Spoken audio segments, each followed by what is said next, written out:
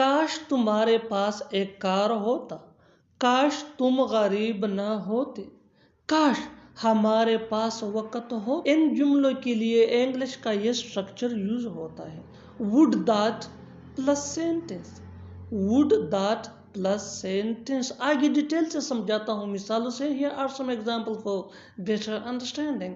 काश तुम्हारे पास एक कार होता, would that you had a car, would that you had a car.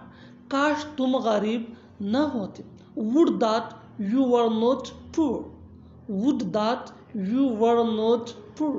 काश हमारे पास वक्त होता, would that we had time, would that we had time। काश मैं सपने न देखता, would that I would not dream। पहले की तरह वो आज भी अकेला रहता है, पहले की तरह वो देर से आएगा, पहले की तरह तुम फेल हो जाओगे, पहले की तरह वो खुश था। इन जुमलों में हम बोल रहे हैं पहले की तरह, इसके लिए आपको यूज करना होगा इंग्लिश में as ever। आइए कंप्लीट स्ट्रक्चर समझते हैं। Sentence plus as ever। आगे डिटेल से समझाता हूँ मिसालों से। Let's see some example for better understanding. पहले की तरह वो आज भी अकेला रहता है, he lives alone as ever, he lives alone as ever। पहले की तरह वो देर से आएगा, he will come late as ever, he will come late as ever। पहले की तरह तुम फेल हो जाओगे, you will fail as ever, you will fail as ever। पहले की तरह वो खुश था, he was happy as ever। मेरे घर जाने का वक्त हो गया है, हमारे सोने का वक्त हो गया है, तुम्हारे खेलने का वक्त हो गया है, उसके पढ़ने का वक्त हो गया है। इन जुमलों के लिए इंग्लिश का जो स्ट्रक्चर यूज होता है, इसको समझने के बाद आप भी ऐसे जुमले बआसानी इंग्लिश में बोलने के काबिल हो जाएंगे। It's plus time plus for plus object pronoun यानी me, us, you, him, her, them, it plus to plus V1 यानी first form of verb plus other words. आगे डिटेल से समझाता हूँ मिसालों से। Let's see some example for better understanding. मेरे घर जाने का वक्त हो गया है, बिल्कुल डेली लाइफ का कॉमन सेंटेंस है जो हम रोज बोलते या सुनते हैं। It's time for me to go home, it's time for me to go home. हमारे सोने का वक्त हो गया है, it's time for us to sleep, it's time for us to sleep. तुम्हारे खेलने का वक्त हो गया है, it's time for you to play. Next example, उसके पढ़ने का वक्त हो गया है, it's time for him to study.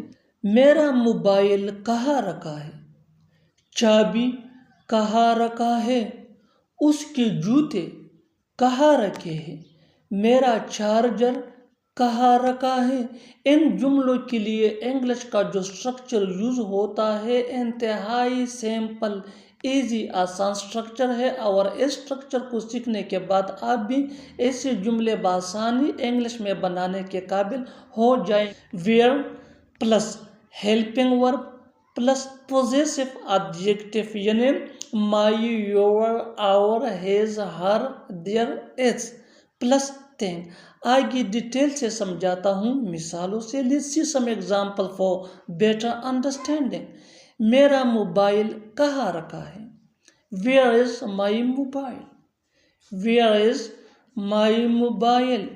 चाबी कहाँ रखा है, where is the key, where is the की।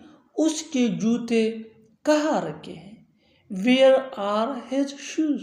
वो अपनी मर्जी का मालिक है, मैं अपनी मर्जी का मालिक हूँ, वो किसी की नहीं सुनती, वो अपनी मर्जी की मालिक है। मेरा भाई अपनी मर्जी का मालिक है। इन जुमलों में हम कह रहे हैं अपनी मर्जी का मालिक होना। इसके लिए आपको यूज़ करना होगा इंग्लिश में the master of one's own will. आइए कंप्लीट स्ट्रक्चर देखते हैं। सब्जेक्ट प्लस हेल्पिंग वर्ब, जिसको ऑक्सिलरी वर्ब भी कहा जाता है, ये टेंस या सब्जेक्ट के मुताबिक होता है, plus the master of one's own will. One's की जगह हमें पोजेसिव एडजेक्टिव यानी my, your, our, his, her या देयर यूज करना होगा, प्लस अदम वर्ड्स। अच्छी तरह समझने के लिए कुछ मिसालें देखते हैं। वो अपनी मर्जी का मालिक है। He is the master of his own will. He is the master of his own will. मैं अपनी मर्जी का मालिक हूँ। I am the master of my own will. I am the master of my own will. My ये positive adjective है। यहाँ next example for better understanding, वो किसी की नहीं सुनती, वो अपनी मर्जी की मालिक है। She doesn't listen to anyone. She is the master of her own will. She doesn't listen to anyone. She is the master of her own will. Next example for better understanding. मेरा भाई अपनी मर्जी का मालिक है। My brother is the master of his own will. My brother is the master of his own will. Next example for better understanding. क्या तुम अपनी मर्जी के मालिक हो? Are you the master of your own will? Are you the master of your own will? One more example for better understanding. अच्छी तरह समझने के लिए एक और मिसाल देखते हैं। वो अपनी मर्जी का मालिक था। He was the master of his own will. जब तक मैं न कहूँ यहाँ से मत जाओ, जब तक मैं न कहूँ उसे मत बताओ, जब तक मैं न कहूँ वहाँ मत जाओ। इन जुमलों में हम कह रहे हैं जब तक मैं न कहूँ। इसके लिए आपको यूज़ करना होगा इंग्लिश में until I tell you। आइए कंप्लीट स्ट्रक्चर देखते हैं। Sentence plus until I tell you। Sentence ये सिचुएशन के हिसाब से चेंज होता रहेगा। until I tell you ये वही के वही रहेगा, which mean जब तक मैं न कहूँ। अच्छी तरह समझने के लिए कुछ मिसालें देखते हैं।